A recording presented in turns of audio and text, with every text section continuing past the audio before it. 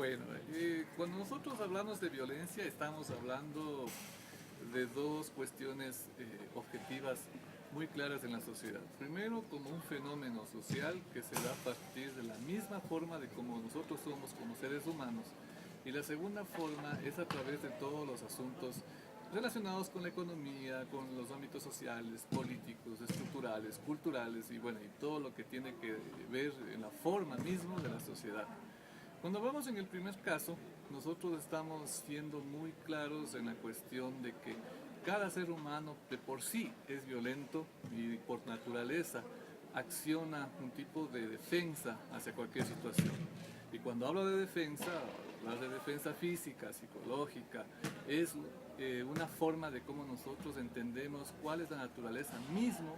de cómo protegernos y cómo estar sobre cualquier tipo de circunstancias que atenten contra nuestra integridad.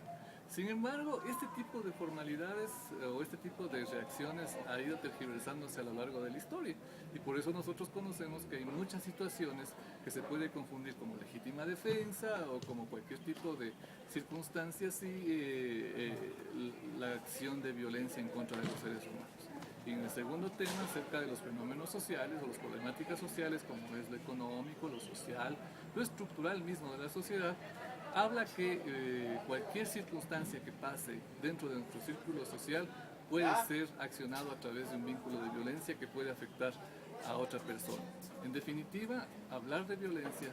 es conceptualizada o está conceptualizado bajo los aspectos mismos de una problemática dada a partir de las acciones, las reacciones y sobre la percepción que nosotros tenemos sobre el mundo que nos rodea. Ambato y bueno, y toda la provincia lastimosamente es un sector muy conflictivo. Nosotros tenemos un alto índice de violencia en la sociedad, tanto violencia familiar como en niñez y adolescencia, como violencia colectiva o tal vez lo que nosotros denominamos muy con la palabra inglesa bullying, llamado así, de violencia entre pares, entre adolescentes, entre niños, entre estudiantes. Pero lógicamente hay que ver el origen de esta circunstancia. Y el origen en sí está en la concepción de lo que acabé de explicar en el inicio, de que nosotros no podemos todavía culturizar una formalidad de diálogo, una formalidad de mediación, una formalidad de conciliación y más que todo no podemos culturizar una forma viable de cómo entender a una persona o a los miembros de nuestra familia bajo el paradigma mismo de la paz, de la pacificación o en sí mismo de la igualdad de derechos. Y cuando estoy hablando de igualdad de derechos es en el mismo parámetro de cómo nosotros tenemos que interpretar que todas las personas que están a nuestro alrededor son desiguales, desiguales biológicamente, desiguales intelectualmente, desiguales económicamente. Solo con esa percepción y con esa prevalencia de que todas las personas no se parecen a mí, pero necesitan o yo tengo que respetarlas, tengo que tener parámetros de tolerancia en esta circunstancia, puedo yo llegar a una paz, por lo menos una paz de convivencia entre todas las personas que están a mi alrededor.